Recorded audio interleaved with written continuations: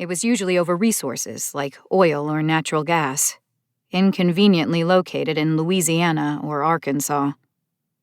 The Confederate Army was armed to the teeth, composed of local police forces, ICE agents, border patrol, and private militia volunteers who were itching to use their guns. Day to day, though, the war felt less like an organized conflict and more like a free-for-all, with random Confederate desperados using guns and pipe bombs to terrorize ordinary Americans. To create chaos, to make us afraid, they went after us in movie theaters and grocery stores, and our military approached them as foreign terrorists, trying to root them out in their militia dens. It was particularly bad in the border states, like here in Maryland. We called ourselves Americans, Unionists, and Patriots, and we called our country the United States of America.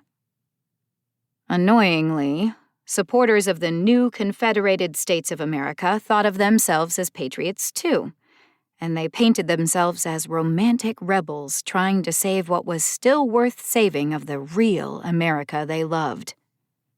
"Spare me," my husband would say whenever he heard their speeches. He was among the traumatized idealists who felt America wasn't retaliating hard enough. He wanted us to crush the traitors. In February, he took a course on hand-to-hand combat.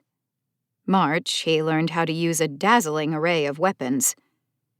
Come April, he left me to join a pro-Union paramilitary group that wanted to take back, by any means necessary, the states that had seceded.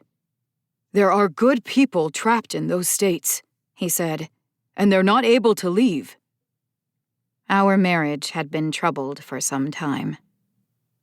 The war gave him an out.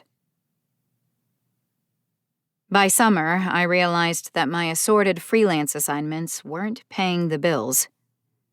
I'd carved out a beat for myself with articles that showed Baltimore as urban and urbane.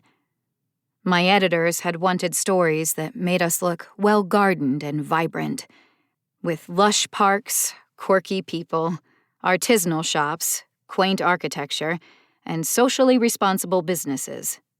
And I obliged. But the Civil War required everyone to take a new tack. I didn't have the skills or the stomach to pivot toward war stories, so I looked for another line of work. In June, I took a job at a retirement village near the Inner Harbor. I told myself it would be a safe workplace, because not even a Confederate would bomb a facility full of the elderly, right? And I liked the tagline, "We're on the left side of history." I was hired by Ed, a former journalist himself, who had gone the straight job route and became a director of communications. 3 times in that interview he mentioned that he'd been intending to retire, but then the war came along and muffed everything. He and his wife had been planning a move to their place in Boynton Beach. "But who the hell wants to move to Florida now?" he asked. As far as the job was concerned, he wanted me to help him build a more close-knit community of residents at Harbor Point and their extended families. I was going to grow and amplify their online presence.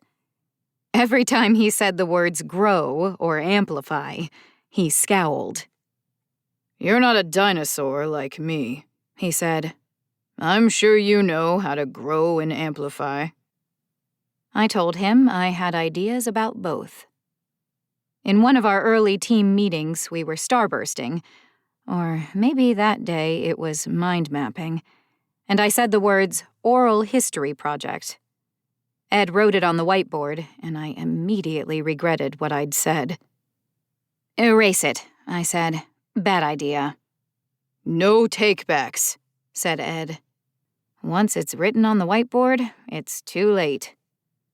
"We can give it the Tuesday and Thursday morning time slots in the Treehouse studio," he said.